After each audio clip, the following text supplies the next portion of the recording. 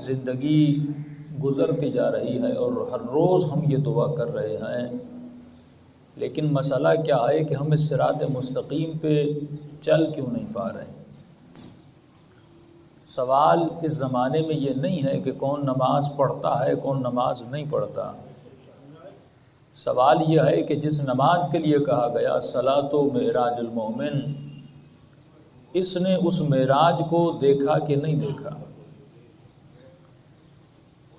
بہت ساری چیزیں شعار ہوتی ہیں، یعنی ہم بچپن سے سنتے ہوئے آتے ہیں، لیکن کبھی تک انسان نے یہ نہیں سوچا کہ یہ معراج ہے کیا، یہ صراط مستقیم ہے کیا۔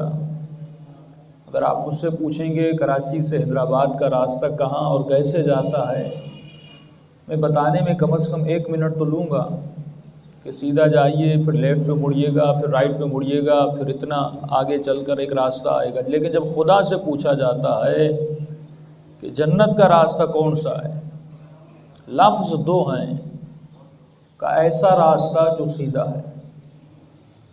نہ زیادہ بتانے میں اللہ نے مشکل کی، نہ اس راستے کی ایڈریس اتنی لمبی ہے، جسٹ اتنا کہا کہ ایک ایسا راستہ ہے جو کیا ہے، سیدھا ہے۔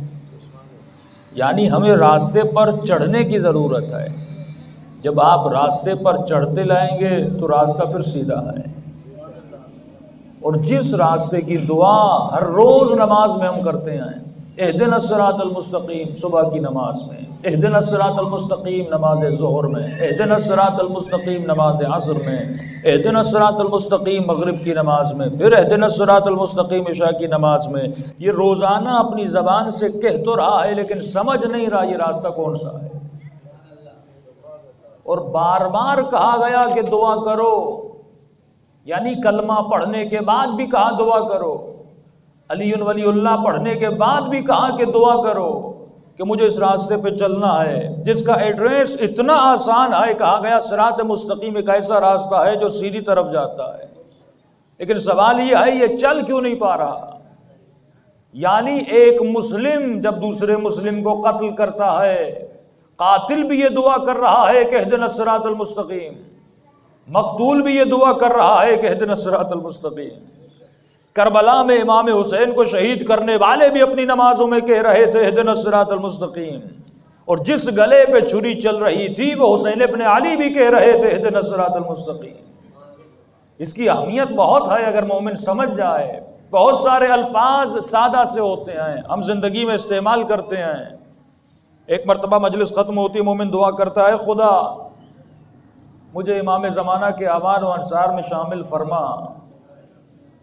کتنا آسان ہے دعا کرنا اور آپ کا آمین کہنا۔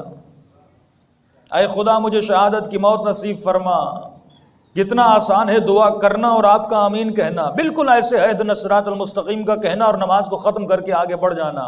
لیکن فرمایا دعا کرنے سے کچھ نہیں ہوتا جب تک اس دعا کے ساتھ اس دعا کا بندوبست تمہارے ساتھ نہ ہو۔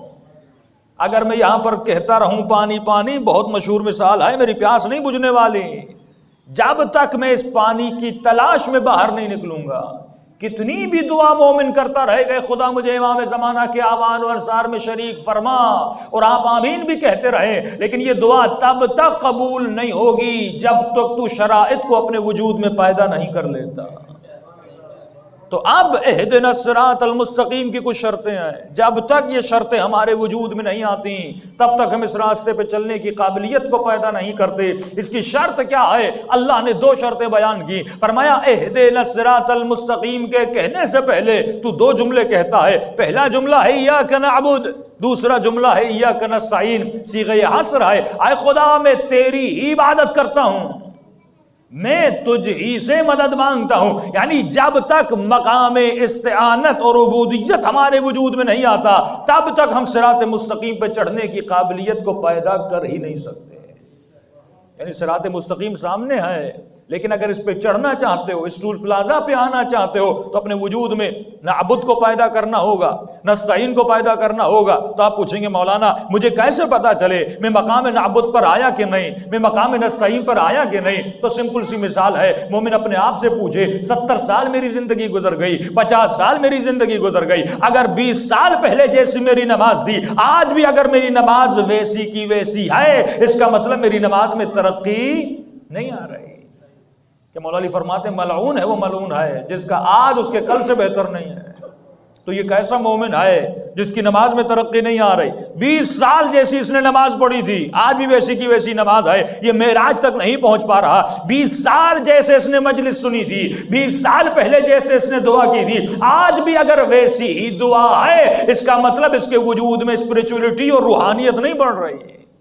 اگر روحانیت بڑھ نہیں رہی، اگر اس کی نماز میں ترقی نہیں ہے، بھائی آپ کے بینک اکاؤنٹ میں ترقی آ رہی ہے، زیرو بڑھ رہے ہیں، آپ کے گھر میں ترقی آ رہی ہے، آپ کی گاڑی میں ترقی آ رہی ہے، آپ کے لباس میں ترقی آ رہی ہے۔ وہ بچہ جو چھوٹا سا بچہ ہے، اگر پہلی کلاس میں پڑھ کر اب اس کو بھی اتنی سمجھ ہے کہ بابا مجھے دوسری کلاس میں ڈالو، اور دوسری کلاس پڑھ لی کہتا ہے بابا آپ تیسری کلاس میں ڈالو، تیسری کلاس پڑھ لی کہتا ہے بابا چوتھی میں ڈالو۔ اگر پہلی کلاس کے بچے کو پاس ہونے کے بعد آپ پہلی میں ڈالو گے، وہ بچہ بھی اعتراض کرے گا، لیکن یہ کیسا علی کا شیعہ ہے، یہ کیسا امام زمانہ کا ماننے والا ہے کہ 20 سال زندگی گزر گئی، 50 سال زندگی گزر گئی، سر کے بال سفید ہو گئے، نماز ویسی کی ویسی۔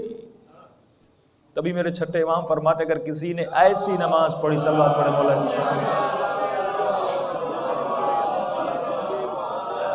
اگر کسی نے ایسی نماز پڑھی 2 رکعت نماز، جس نماز میں اس کے وجود میں حضور ہو، تو مولا فرماتے ہیں وجب علیہ الجنہ، میں جعفر صادق گواہی دیتا ہوں اس پہ جنت واجب ہو جاتی ہے۔ 2 رکعت نماز میں کتنا ٹائم لگتا ہے؟ بہت زیادہ، 4 منٹ 5 منٹ۔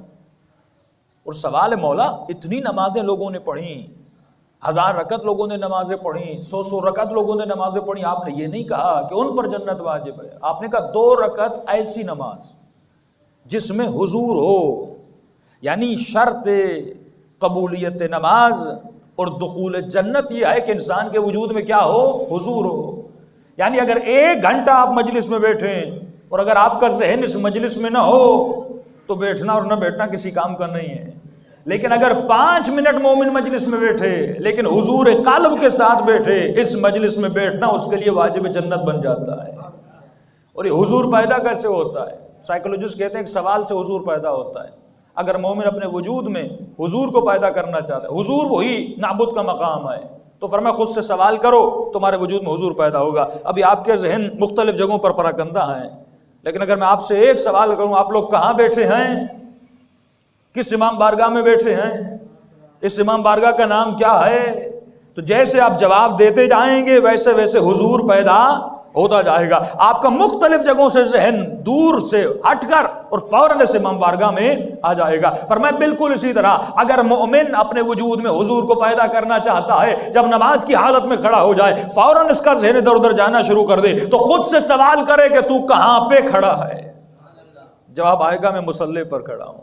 اگر کربلا چلا جائے، ذہن کہیں ادھر ادھر چلا جائے تو فوراً خود سے سوال کرے۔ اسی لیے فرمایا اگر حضور کو پیدا کرنا چاہتے ہو تو مولا علی مثالیں دیتے ہیں، فرمایا اگر حضور کو پیدا کرنا چاہتے ہو تو اپنے وجود میں کچھ نشانیوں کو رکھا کرو، لیکن اے مومن اگر تو چاہتا ہے تمہارے وجود میں حضور خدا پیدا ہو تو ہمیشہ دائم الذکر رہا کر، یعنی تمہاری زبان پر ذکر پروردگار عالم رہے۔ تو کہنے لگا مولا اگر میں بھول جاؤں ذکر خدا کرنے کے لیے، تو امام فرماتے ہیں حضور کو پیدا کرنے کے لیے کوئی نشان اپنے وجود میں رکھا کر، یعنی تسبیح کا ہاتھ میں ہونا تمہیں یاد دلائے گا کہ تمہیں ذکر خدا کرنا ہے۔ اپنے گھر میں اگر تم امام حسین کی زری لگا دو گے، جیسے زری پر نگاہ پڑے گی فوراً امام حسین کا تصور تمہارے ذہن میں آئے گا۔ جب نماز کو مسجد میں پڑھو گے، اس مسجد پر نگاہ پڑے گی فوراً تمہارا ذہن پروردگار عالم کی طرف جائے گا۔ جب گاڑی میں بیٹھتے ہو ایسی شے اپنی گاڑی میں لگا دو جیسے تمہاری نگاہ اس شے پر پڑے فوراً تمہارے ذہن میں آئے تم کسی پروردگار عالم کے حضور میں ہو۔ اسی لیے آغا طباطبائی سے پوچھا گیا، ان کے شاگرد فرماتے ہم نے کبھی بھی